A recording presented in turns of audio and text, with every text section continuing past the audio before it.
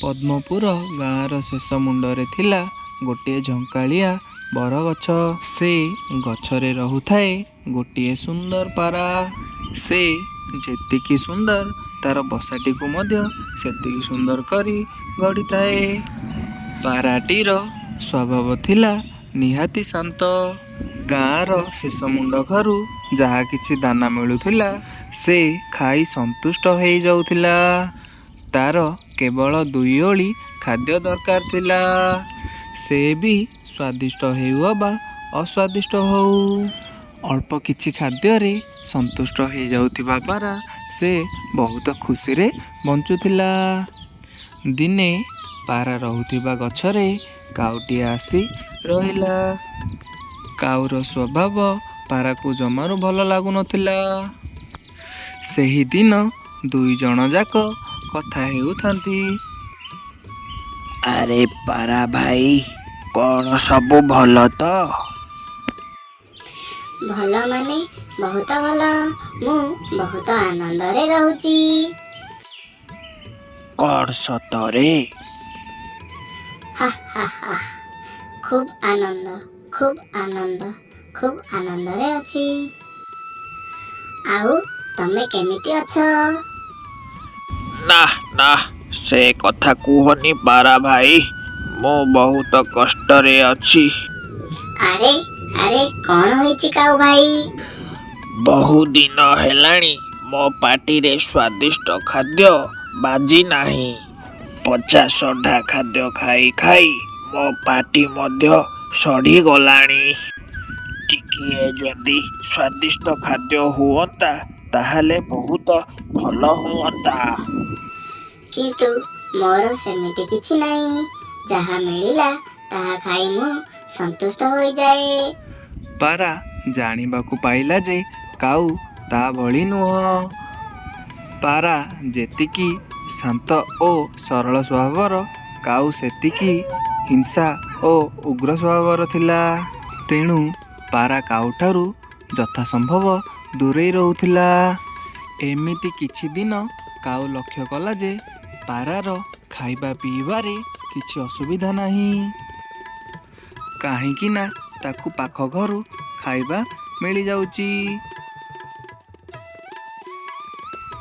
ଆଉ ସେ ପାଖ ଘର ଲୋକମାନଙ୍କର ପାରା ବହୁତ ପ୍ରିୟ। ଦିନେ ପାରା ଜଙ୍ଗଲକୁ ଯାଇଥିବା ବେଳେ ଗୋଟେ ଜାଲରେ ତା ଗୋଡ଼ ଫସି ଯାଇଥାଏ।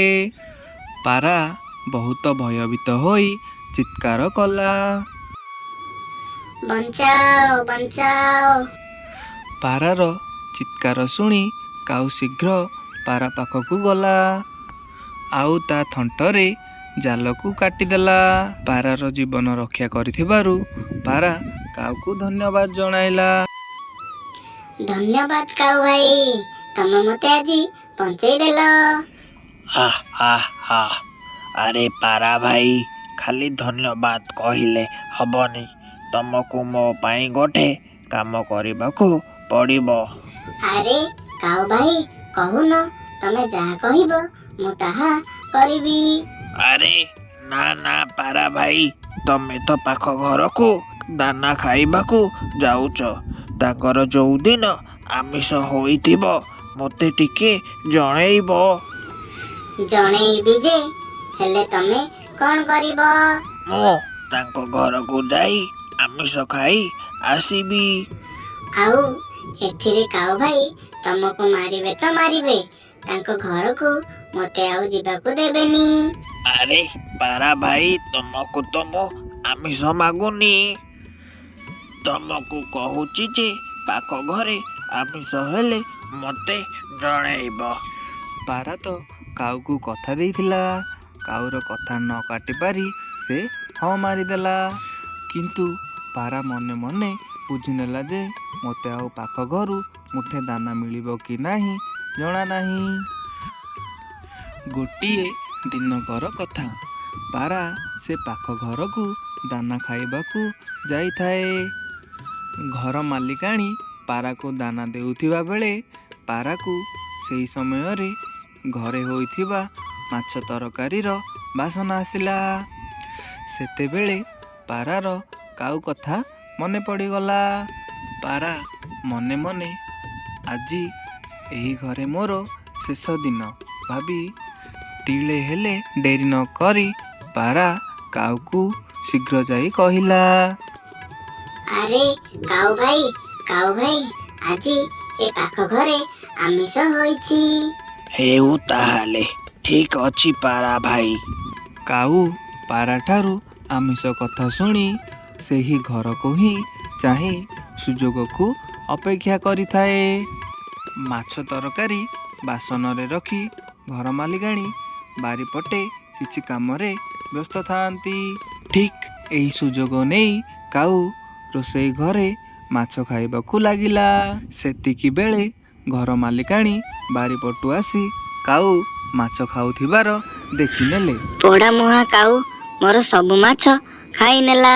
କହି କାଉକୁ ସେ ପାଖରେ ପଡ଼ିଥିବା ବେଲଣା ବାଡ଼ିଟିକୁ କାଉ ଉପରକୁ ଲକ୍ଷ୍ୟ କରି ମାଇଲେ।